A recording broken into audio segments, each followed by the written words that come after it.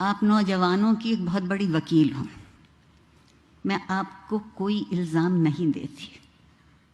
جو آپ کو دیا جاتا ہے وہ آپ لے لیتے ہیں، اور ہم آپ سے توقع یہ کرتے ہیں کہ جو آپ کو نہیں دیا گیا وہ آپ کے پاس ہونا چاہیے. غلطی ہماری ہے. آپ میرا مستقبل ہیں، میں آپ کا ماضی ہوں. ماضی کو رد مت کیجیے، پرکھیے، جانچیے.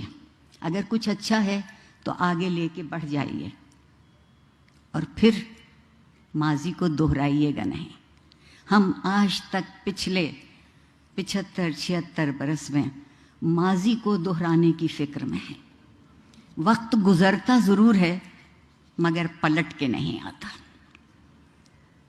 ہمیں وقت کا مسافر ہونا ہے، پلٹنا نہیں ہے گستاخی اور بد تہذیبی کی طرف.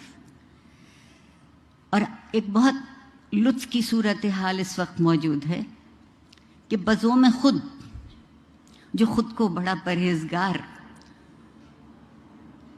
اور نیک کہتے ہیں، ان کی گفتگو سنیے تو خیال بے آبرو ہوتا ہے، اور وہ جو خود کو ہمارا سربراہ کہتے ہیں ان کی گفتگو سنیے تو زبان بے آبرو ہوتی ہے.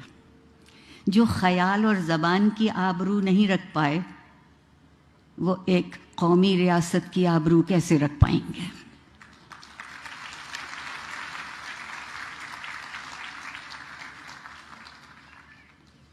وقت اور زمانے کا فاصلہ نہیں ہوتا.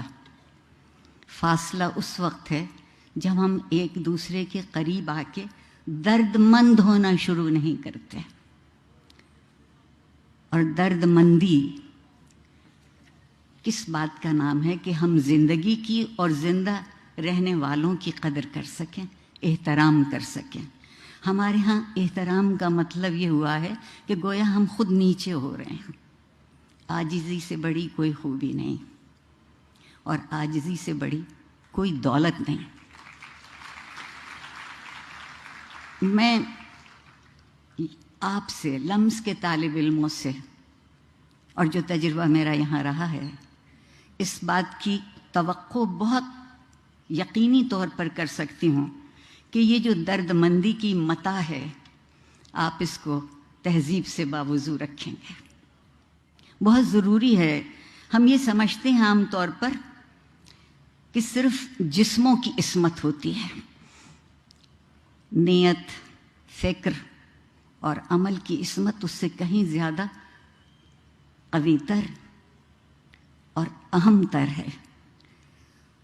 اس لیے کہ جب زندگی بسر کرتے ہیں تو زندگی کی عصمت کا نام اخلاق ہے. اور میرا جی نہیں چاہتا کہ آپ میں سے کوئی بھی بے عصمت، بے اخلاق زندگی گزارے.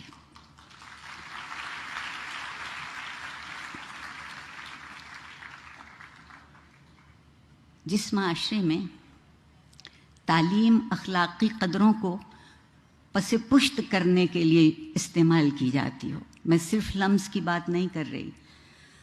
دراصل جو سرکاری ادارے ہیں ان کا مرثیہ پڑھنے کو جی چاہتا ہے، اور اگر اس سے بھی زیادہ کہہ سکوں تو ماتم کرنے کو جی چاہتا ہے کہ ایک خبط الحواس قسم کی نسل ہمارے سامنے لا کے کھڑی کر رہے ہیں جس سے پیسے تو بے حد وصول کرتے ہیں.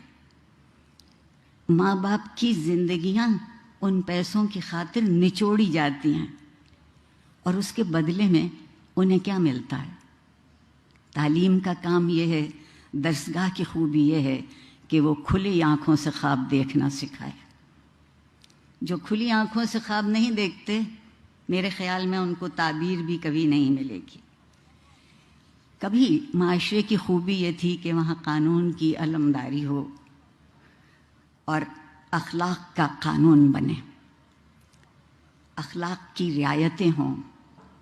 لیکن زوراوری کے ماحول میں قانون صرف جنگل کا رہ جاتا ہے.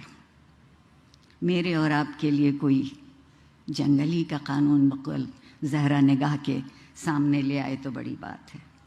اور جب کبھی بھی کوئی کوئی بھی اپنے آپ کو حرف آخر سمجھنے لگتا ہے تو تعلیم، علم، تہذیب اور اخلاق وہیں مر جاتے ہیں۔ ہم میں سے کوئی حرف آخر نہیں ہے، ہم میں سے ہر کوئی ایک حرف ہے جو دوسرے سے مل کے لفظ بن سکتا ہے۔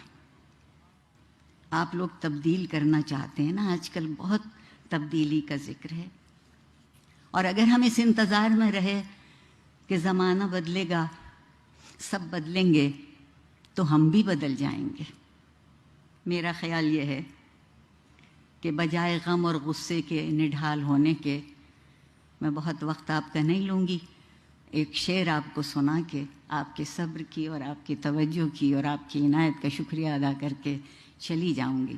اقبال عظیم آبادی صاحب کا شعر ہے کہ بدلنا ہے اگر تو رندوں سے کہو اپنا چلن بدلیں، فقط ساقی بدل جانے سے میں خانہ نہ بدلے گا۔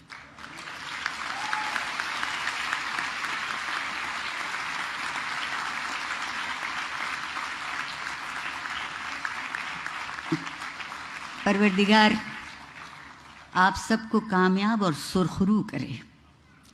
پروردگار آپ کو وہ دولت دے جو اس ملک اور اس معاشرے میں بہت تھی اور ہم نے لٹا دی، آپ اسے واپس لے آئیے۔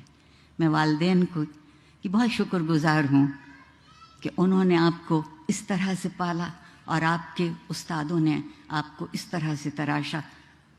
میں آپ سے یہ کہہ سکتی ہوں کہ میں آج جو بھی ہوں اس میں میرے والدین اور میرے اساتذہ کے علاوہ وہ معاشرہ شامل ہے جس نے ہمیشہ جب کبھی میں لڑکھڑانے کو ہوئی تو میرا ہاتھ پکڑا۔ بڑی نوازش، بہت شکریہ۔